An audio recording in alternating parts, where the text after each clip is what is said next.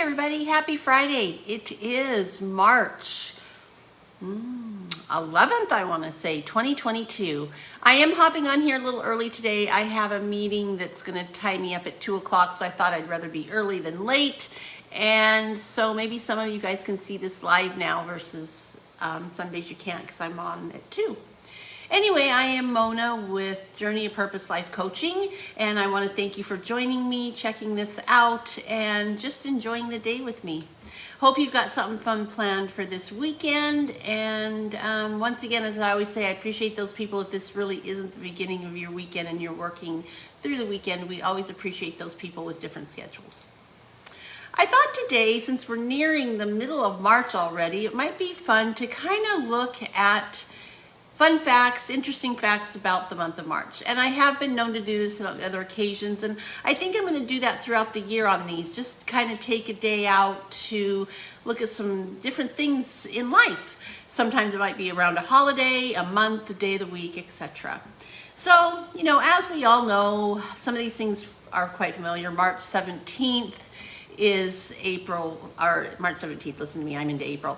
March 17th is St. Patrick's Day, the Day of the Green. Some may know this, that in Chicago, they actually turn their river green in honor of St. Patrick's Day.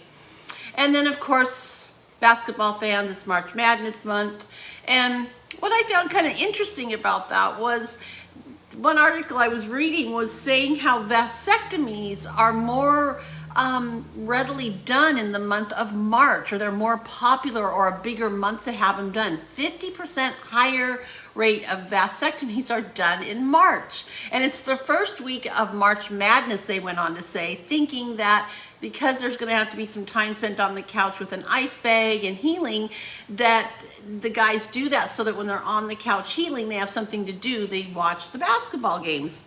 So I just thought that was really interesting because that's not what I was thinking I was going to find as I was researching March. But I kind of saw the point after they described that. Now, with COVID, they did go on to say that that number may have dropped a lot, but in general, these are the figures and the percentages. I also thought a fun fact was that March is considered the National Umbrella Month, and I'm sure, I live in Washington State, so I know why they're saying that. We get rain all the time anyway, but springtime we do get a lot of rain, so that made sense to me. I understand other people around the world or country may have a different idea of that, but it is the National Umbrella Month. And then the 13th of March, National Earmuff Day. How many of us like earmuffs? I do.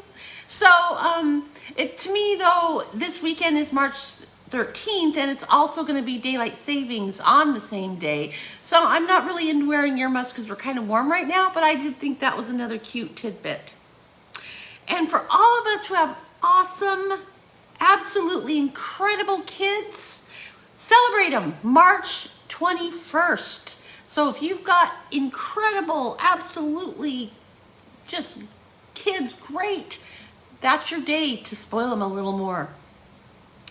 As we know, it's the beginning of spring, and it's also the time of the year that the animals kind of start to wake up and come out of hibernation. But I've heard people lately that in different parts of the country, and I'm only saying US because I've talked to some people, that it's warmed up so much that it's actually brought bears and larger animals out of hibernation. So they're waking up, but we're not totally into spring, but they're being woke up as if we are. So that's always something to consider if you're in an area where that's happening. Just to be a little careful because they're kind of probably a little rummy and not understanding what's going on, and it's not exactly like it would be when they woke up.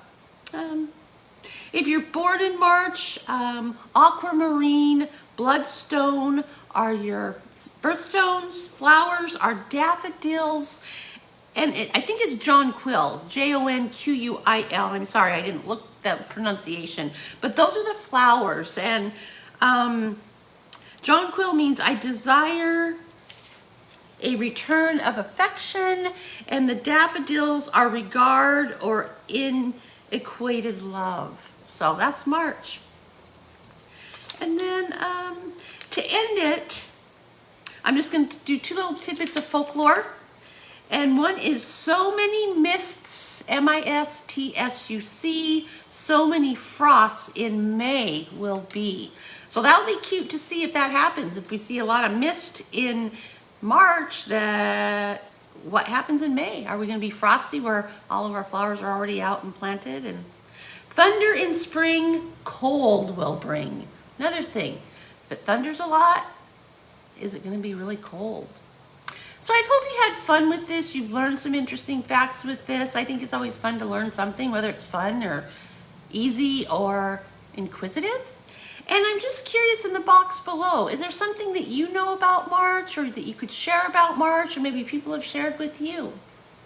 So thank you once again. Have a great weekend. Until Monday, enjoy the journey, be empowered, live on purpose. Thank you. Bye-bye.